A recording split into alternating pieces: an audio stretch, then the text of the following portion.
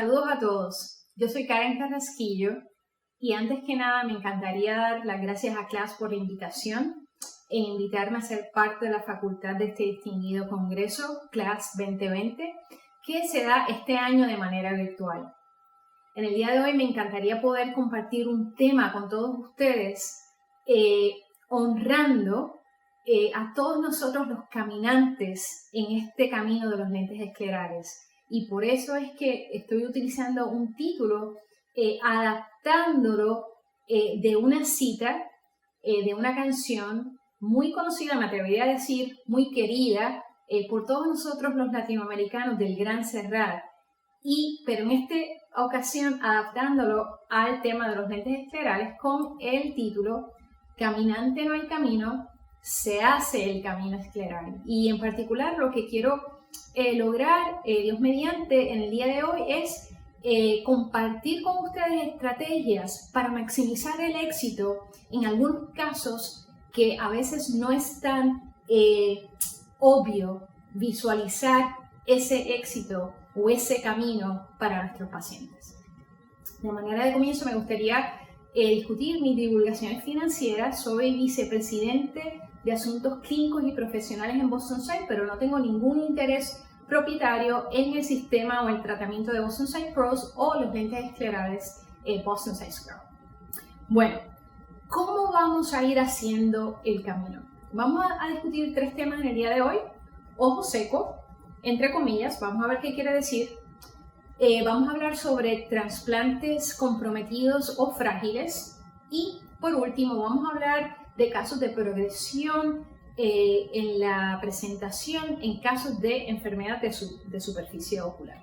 Y para discutir y elaborar estos tres temas y ver cómo vamos a ir haciendo el camino, en estos tres temas lo vamos a dividir entre tres pasos. Número uno, cuando hablemos de ojo seco, entendiendo realmente qué es lo que tenemos entre manos. Cuando hablemos de las trasplantes frágiles o comprometidos, quiero compartir estrategias con ustedes de cómo personalizar la adaptación del lente escleral para poder lograr el éxito en estos trasplantes frágiles o comprometidos. Y por último, cuando veamos progresión de la superficie ocular en enfermedades de superficie ocular, los quiero retar a que piensen más allá de la adaptación y cómo el manejo farmacológico nos puede llevar a hacer ese camino del éxito en nuestros pacientes. Bueno, comencemos. Comencemos a ver cómo edificamos ese camino. Cuando estamos hablando de ojo seco, no es raro de repente para nosotros los especialistas en contactología y aquellos que nos enfocamos en tratar enfermedades de la superficie ocular y ojo seco, ver casos como estos. En el primer caso es claro que tenemos señales de ojo seco y tenemos señales de superficie, de queratitis superficial. En el otro es una córnea donde no se ven señales objetivas de ojo seco. Bueno, les comento que ambos casos presentan síntomas de ojo seco. En el primero, yo entiendo que no debe haber controversia cuando tenemos una córnea de esta manera, con una queratitis superficial de esta manera, que tengamos un caso de ojo seco y que estos pacientes, en definitiva, respondan positivamente a tratamientos farmacológicos de ojo seco y respondan hermosamente a un lente escleral. La pregunta es, cuando tenemos este caso, que tiene síntomas de ojo seco, fotofobia severa, un dolor severo, un impacto significativo en la calidad de vida del paciente, pero cuando teñimos la córnea y observamos la superficie ocular, no vemos señales de ojo seco, o si vemos señales, estas señales no correlacionan con los síntomas del paciente, donde tenemos una discrepancia entre los hallazgos clínicos y los síntomas. Esto es lo que nosotros llamamos en inglés pain without stain o dolor sin tinción. La razón por la cual traigo a colación el término en inglés es porque hay varios artículos publicados en la literatura, revisada por pares, que emanan de nuestra clínica con ese título, Pain Without Stain. Así es que si quieren aprender más sobre el tema, los exhorto a que busquen estos papers. Bueno, este paciente, debo decir que no se está imaginando estos síntomas. Estos síntomas son reales. La pregunta es, cuando hay una discrepancia entre síntomas y hallazgos en la superficie ocular, ¿será ojo seco? Bueno, es importante que entendamos un caso versus el otro. No es sorpresa para nadie saber que nuestra córnea es altamente inervada, que nosotros tenemos nervios sensoriales corneales y que tenemos unos receptores que median la señal del dolor, se conocen como nociceptores. Realmente, una de las razones o funciones primordiales de estos nociceptores, si nos ponemos a pensar, es para proteger el tejido corneal o la superficie ocular de traumas agudos o de inflamación aguda para prevenir que se conviertan en daños crónicos. Pero muchas veces estos insultos en la superficie ocular pueden resultar en daños en los axones periféricos y si estos daños, estos insultos son muy intensos o son muy prolongados, esta sensibilización periferal se puede convertir en una sensibilización central a nivel del sistema central nervioso, en donde estos nociceptores envían señales o bombardeos de señales de dolor en una sensibilización periférica y central autónomamente e independientemente, aún en la ausencia de un estímulo en la superficie ocular. Y lo importante es entender que cuando nosotros tenemos esto, es entender que no estamos lidiando con un caso de ojo seco realmente, sino más que nada un caso de neuralgia o dolor neuropático. Y la importancia de poder determinar uno versus el otro es porque, créeme que nos ha pasado y es posible que les haya pasado a muchos de ustedes, que por la sintomatología que presenta el paciente procedamos a adaptar con un lente escleral únicamente para ver que no vamos a ser exitosos. Entonces, ¿cómo vamos a ir haciendo el camino escleral en estos pacientes? Bueno, para empezar es identificar si es una sensibilización periferal versus central. Esa va a ser la clave de nuestra discusión hoy y saber que si es una sensibilización central, lo que tenemos entre manos, que es a nivel del sistema central nervioso, bien poco probable el lente escleral sea viable para estos pacientes. Pero sí podemos ir haciendo el camino para estos pacientes que de repente no tienen un diagnóstico adecuado en encaminar a ese paciente y referirlo al doctor adecuado para que puedan manejar sus síntomas. Whether you're helping your patients with the daily irritation of dry eyes or combating other ocular surface diseases, Boston Sight Sclero has the data-backed science and experience to help them see the world through a whole new lens. Miro 1 Month delivers one of the highest levels of oxygen transmission. Available in sphere, toric and multifocal. Miro 1 Month contact lenses from Menicon. ¿Cómo podemos nosotros identificar que lo que tenemos entre manos es posiblemente un caso de neuralgia o dolor neuropático? Para empezar, una discrepancia entre los síntomas y los hallazgos clínicos. Eso debe ser nuestra primera señal de sospecha. Estos pacientes por lo general van a reportar un síntoma de ardor, de quemazón muy intenso, más que dolor, sino más que nada ardor, y van a tener por lo general una reacción adversa, un poco exagerada, a vapores, a olores fuertes y al flujo de aire. Entonces, a veces simplemente con una hoja de papel enfrente de sus ojos, por lo general, ellos van a reaccionar de una manera exagerada, adversa, en comparación con un paciente de ojo seco típico. Otra señal es que cuando le pongamos una gotita de anestésico local, si es un caso de neuralgia especialmente severo, estos pacientes no van a mostrar o van a reportar que su dolor ha mermado. Entonces, esto es un dato muy importante que vamos a hablar en un minuto. Y por último, cuando vemos el historial clínico, que es muy importante, vamos a encontrar muchas veces una correlación con padecimientos sistémicos de dolor, por ejemplo, fibromialgia. Entonces, que tengamos esto presente es bien importante para saber, poderlos identificar.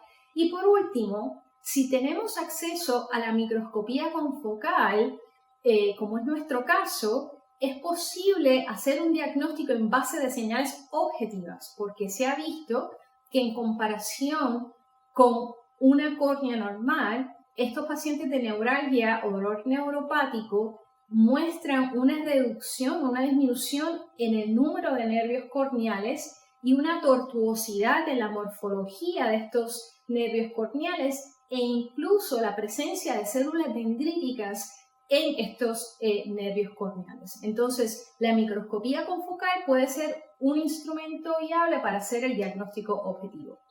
¿Cuáles son las posibles fuentes o causas? Bueno, hay varias, pero para nosotros que vemos muchos pacientes de Westbeck versus el injerto, es importante saber que la radiación y la quimioterapia pueden ser factores o causas que lleven a estos pacientes a desarrollar neuralgia.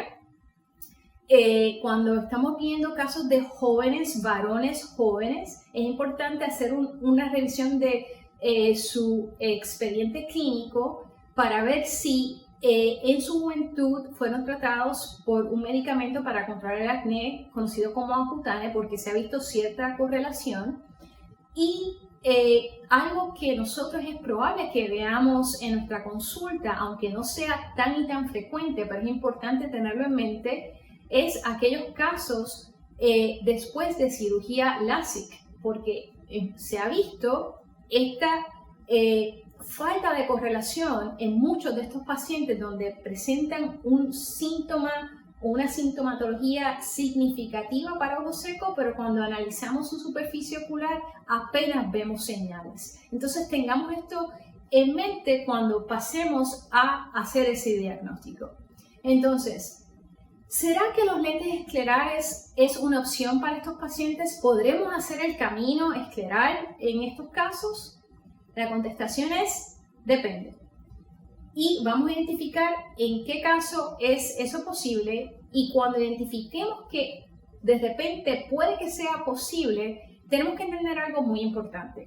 El tratamiento va a ser multimodal. El lente escleral de por sí solo es bien poco probable que nos ofrezca 100% de la solución, donde muy probable tengamos que manejar el paciente también con agentes tópicos como esteroides y gotas de suero autólogo, muy importante. Voy a hablar de eso en 2 minutos, donde tengamos que manejar el paciente con especialistas de dolor, como lo son neurólogos, y donde entendamos que muchos de estos medicamentos no necesariamente van a ser originalmente aprobados para mitigar el dolor, sino que pueden ser originalmente aprobados para tratar, por ejemplo, la depresión, como son los antidepresivos tricíclicos. Hay un medicamento comercial de nombre Cymbalta, donde se ha visto que a pesar de haber sido un medicamento para tratar la depresión, tiene un efecto en mitigar el dolor, por ejemplo, en fibromialgia, y cuando vemos casos de dolor neuropático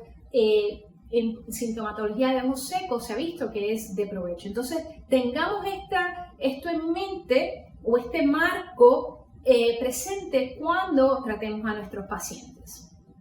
Bueno, la clave aquí es determinar si estamos lidiando con una sensibilización periferal o estamos lidiando con una sensibilización central, para ver si podemos hacer el camino escleral.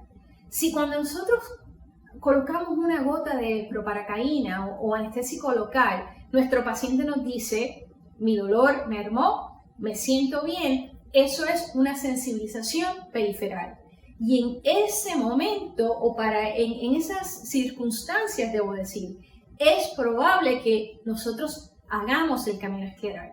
Si cuando nosotros ponemos un anestésico local, el paciente nos comenta que el dolor no mermó o que mermó solamente un poquito pero que persiste, bien poco probable que nosotros podamos hacer el camino escleral. Entonces, ¿será esto un fracaso para nosotros?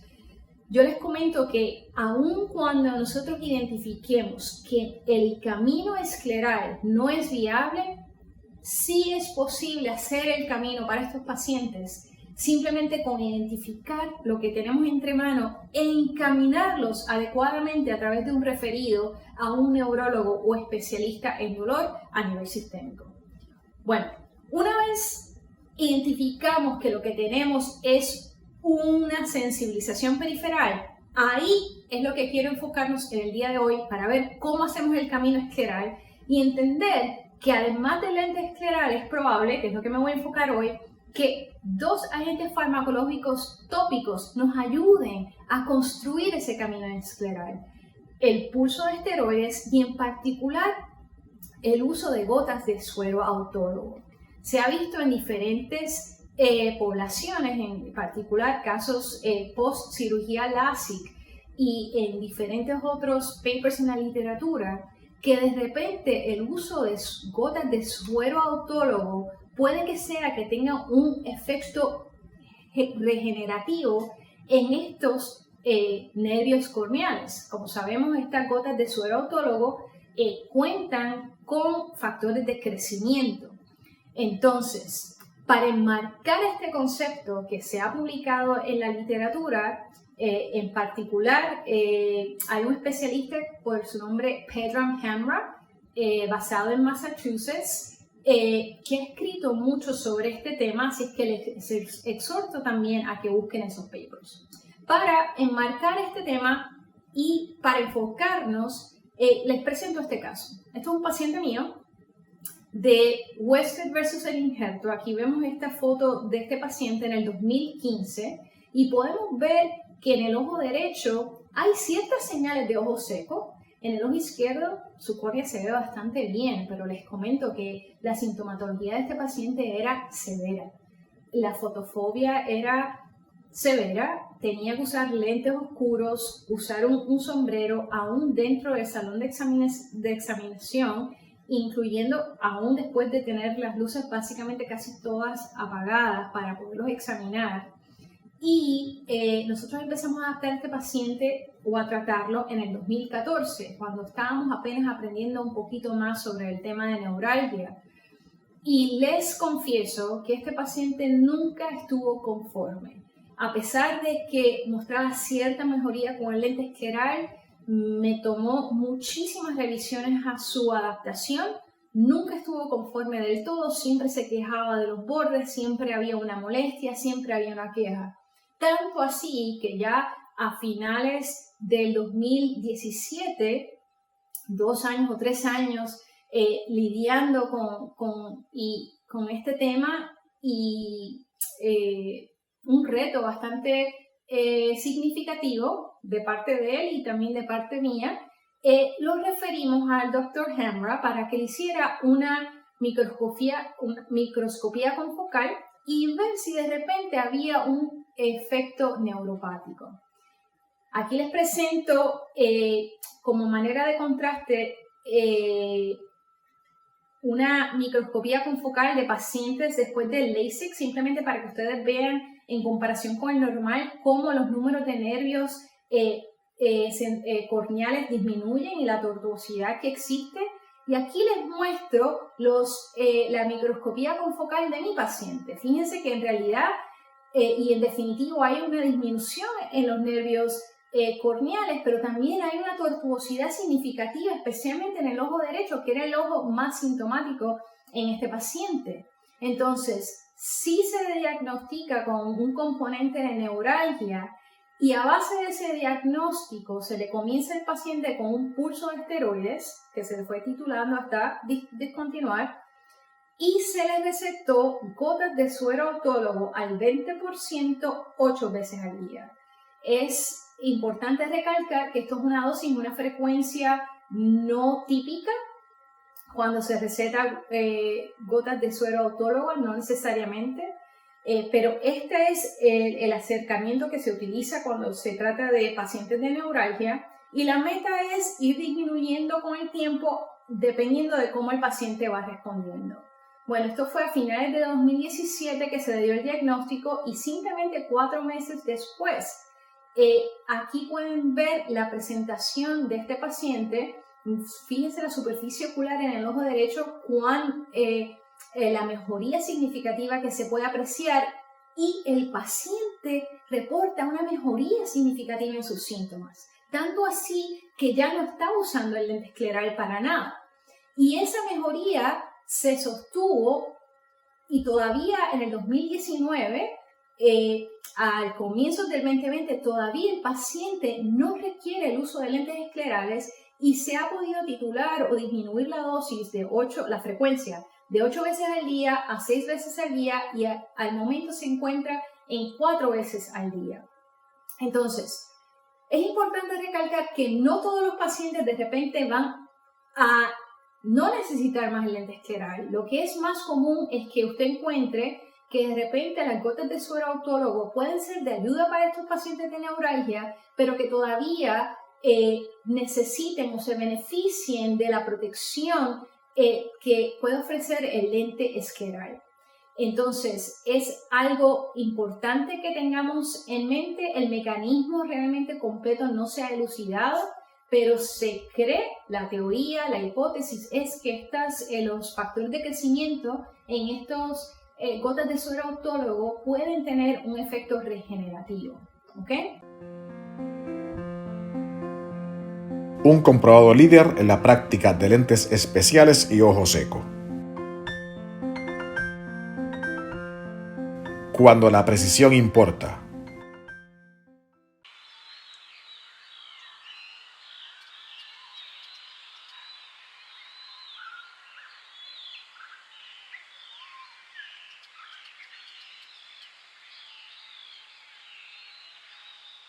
Entonces, ¿cómo vamos haciendo el camino escleral? Una vez determinamos que es una sensibilización periferal muy importante, empezar el paciente con un pulso de esteroides e irlo titulando poco a poco, añadir gotas de suero autólogo de la manera en que les comenté,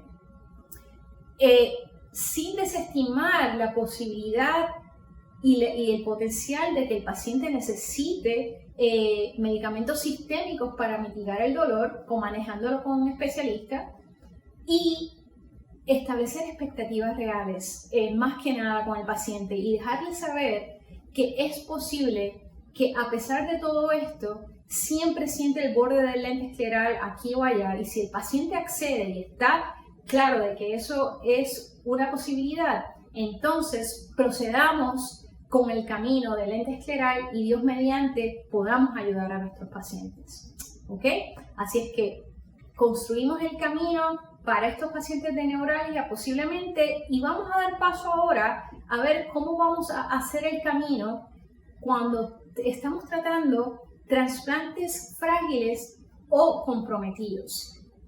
Nosotros sabemos que los lentes esclerales son de gran ayuda y beneficio para la agudeza visual en estas córneas irregulares una vez son trasplantadas.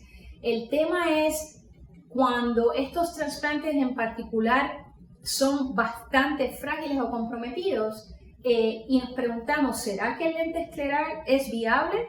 Bueno, sabemos también que el conteo de las células en la capa endotelial no es exactamente o únicamente lo que nos va a determinar si vamos a poder ser exitosos o no. Sabemos que por lo general tenemos que ver una combinación entre el conteo de las células y la morfología y la salud de esas células endoteliales en la capa endotelial, ¿verdad? Y aun cuando sabemos que estas células endoteliales, y dependiendo de la edad del trasplante, pueden disminuir con el tiempo, por ejemplo, esta paciente mía, trasplantada a raíz de la distrofia de Fuchs, vemos con un conteo muy bajito de 540 y pico células por milímetros cuadrados, muy por debajo de lo que la industria estima que puede ser aceptable, alrededor de 1000 células por milímetro cuadrado, que puedan aguantar un lente escleral sellado, que no sea fenestrado. Y que es posible que cuando tenemos una córnea de este tipo, es posible que con el uso de un lente escleral sellado, el paciente, como fue este caso mío, reporte fenómenos consistentes con edema microquístico epitelial, por ejemplo, con síntomas del velo de Sattler, y es que cuando hacemos una prueba monocular, iluminamos la córnea con una fuente de luz, el paciente nos dice que ve arcoíris alrededor de la fuente de luz. Esta prueba, debo decir, es muy sensitiva y es muy buena hacerlo con el paciente para determinar sí o sí si hay presencia de edema microquístico epitelial. Bueno, si este es el caso, es una córnea ya comprometida, frágil, está desarrollando edema, a pesar de que maximizamos nuestra adaptación, la mejoramos lo más que pudimos con un lente sellado, ¿qué hacemos? ¿Será que el paciente no es candidato para un lente escleral? Debo decir que siempre y cuando usted pueda adaptar este tipo de córnea con un lente corneal permeable al gas, sería increíble. Pero muchas veces la irregularidad de estos trasplantes no nos permite. Entonces, si esto fuera el caso, ¿qué hacemos con estos pacientes? Bueno, eso es lo que quisiera tomarme el tiempo y discutir con ustedes en el día de hoy. ¿Cómo hacemos el camino escleral en estas córneas trasplantadas frágiles? Número uno, hay que disminuir el estrés hipóxico, maximizando el DK sobre T. Hoy día contamos con polímeros de alto DK, como lo es el Optimum Infinite de 180, minimizando el grosor central y adaptándolo de una manera que minimicemos el asentamiento del lente con el tiempo, que nos lleve a un efecto de succión, quizás de repente adaptando con diámetros más grandes para que esté un poquito más suelto, incluyendo fenestraciones o canales para prevenir o mitigar la succión. Hay muchas estrategias que podemos hablar en el día de hoy, como son los canales y las fenestraciones en las ápticas o en la zona óptica. Por falta de tiempo no puedo entrar en todo este tipo de adaptación, pero hoy quiero tomar el tiempo de discutir una en particular, que entiendo que quizás en el 2008, cuando yo estuve adaptando a este paciente e hice lo que hice, quizás no todos ustedes contaban con la misma tecnología, pero la razón que comparto esto hoy es porque hoy día sí, yo entiendo que hoy día ustedes pueden tener acceso a esta tecnología porque hay muchísimos diseños de lentes esclerales que entiendo les permitan esto.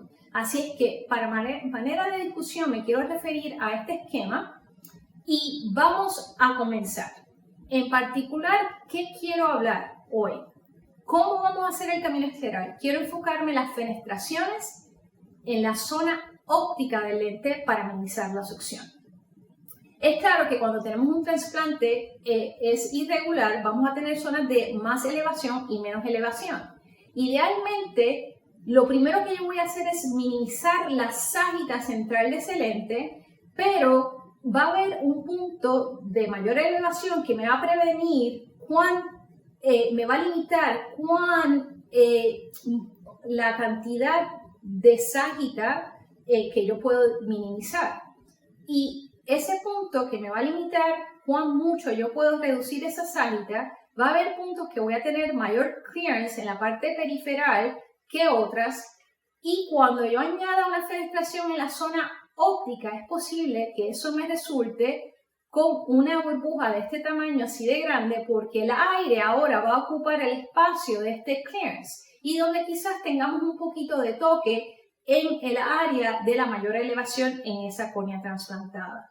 Este paciente podrá ver bien. Bueno, este era mi paciente, esta era esta mujer que les comenté y veía 20/25. El problema con esta adaptación no era la visión, fue la tolerancia al lente, a poder usar el lente, porque le estaba irritando la córnea y a la burbuja ser tan grande tenía síntomas de resequedad y en la noche tenía mucho resplandor con la luz. Entonces no era una adaptación fisiológicamente viable.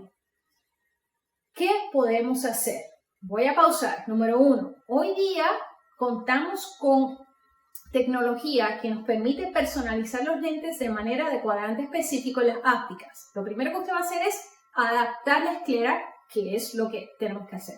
Una vez adaptamos esa esclera, con un lente de cuadrante específico, vamos a disminuir la ságita lo más que podamos, ¿ok?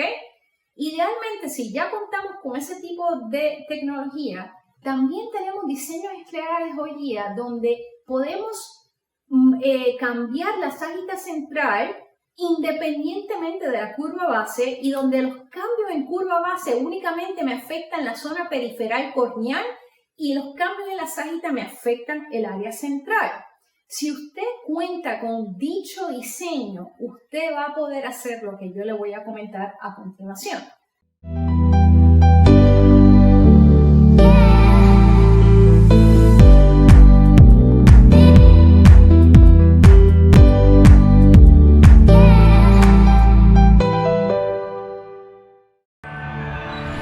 OneFit Med es un lente escleral delgado hecho a la medida que le permite a usted personalizar el diseño para cada ojo, logrando una oxigenación adecuada a la córnea y a las células madre.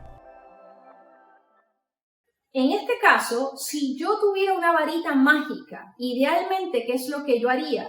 Yo cogería estas áreas en la córnea periferal donde tengo mayor clearance e inclinaría la curva base para minimizar el clearance. Y en las áreas donde tengo toque corneal, en la periferia, por ejemplo en este caso, aplano la curva base para aumentar el clearance y donde tengo mucho clearance, empino la curva base para que en esa parte periferal disminuya el clearance y yo pueda lograr una adaptación tipo alineamiento apical como cuando adaptamos un lente corneal. Cuando hacemos diferentes curvas bases, si yo tomo este diseño y el concepto de la cuadrante específico independiente uno del otro y yo tomo esa zona áptica aparte, digo, bueno, si yo puedo hacer la áptica de cuadrante específico, yo de repente voy a poder tomar esa zona óptica y adaptarla de manera de cuadrante específico cambiando la curva base de una manera de cuadrante específico. Por el SAM-FAB, la relación de SAM-FAB, vamos a tener diferentes poderes, diferentes curvas bases, pero como es una relación de razón-proporción a nivel matemático, independientemente que tenga diferentes poderes, la visión debe ser la misma.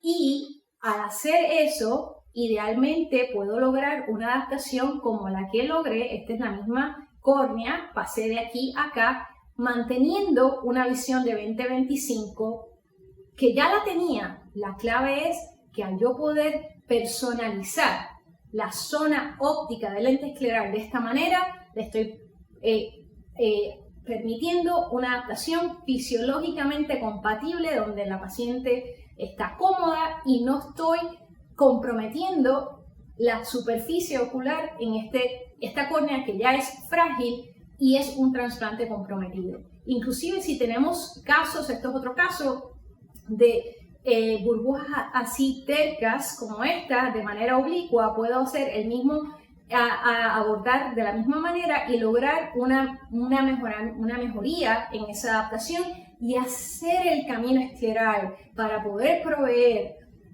una visión adecuada, minimizando la succión, utilizando una fenestración en la zona óptica, con una adaptación fisiológicamente compatible. ¿Ok? Así es que ese es el punto número 2. ¿Cómo hacemos el camino escleral? Y ustedes cuentan con la tecnología.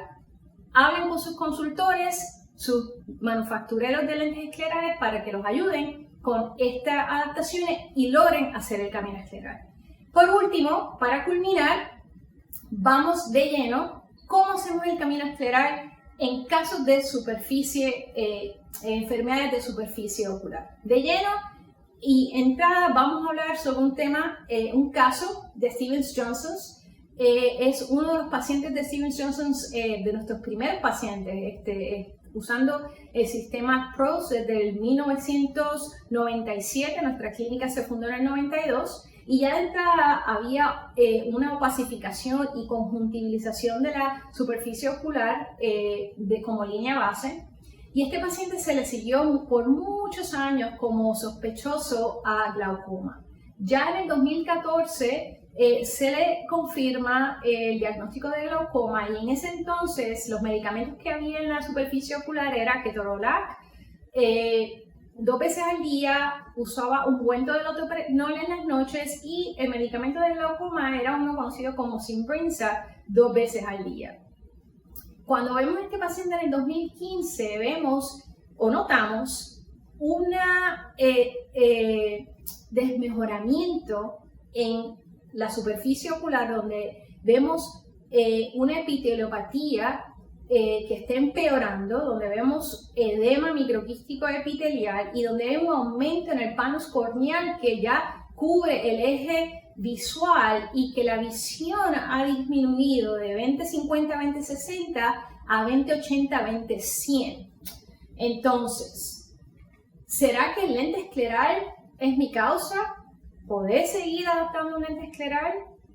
¿Será que pienso que esto sí o sí es hipoxia y me voy a poner a disminuir el clearance porque eso es lo que se me ha dicho?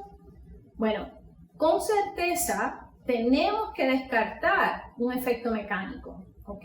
En particular, minimizar o descartar efectos de succión, y que no estamos comprometiendo el limbo en ninguna parte. Pero si descartamos un efecto mecánico, y ya de entrada les comento que este lente tenía el DK sobre T maximizado, estaba con un lente, un material de alto DK y el grosor central adecuado, ¿qué hacemos?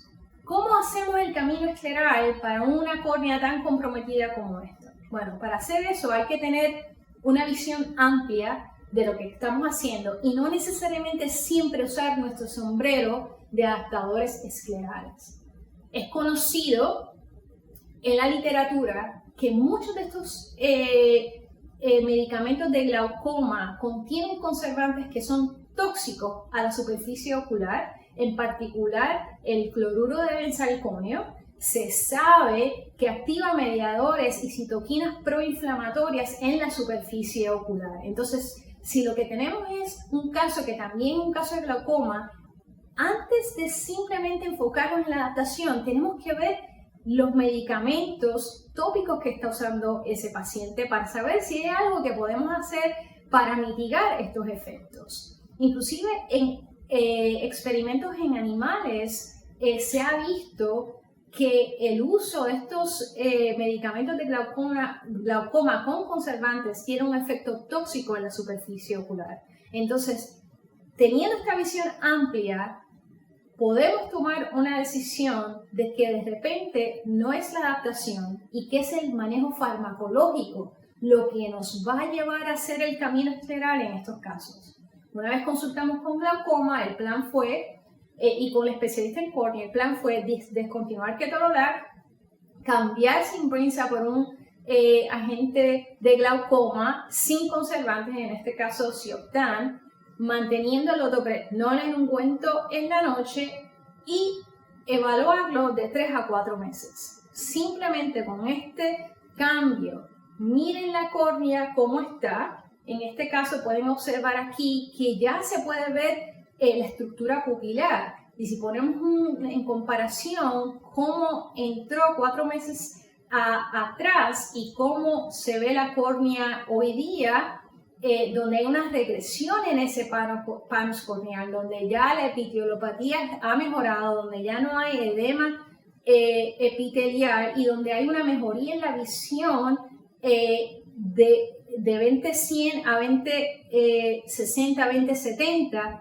simplemente eliminando la toxicidad de estos conservantes en estos agentes de glaucoma, sin la necesidad de revisar el lente escleral.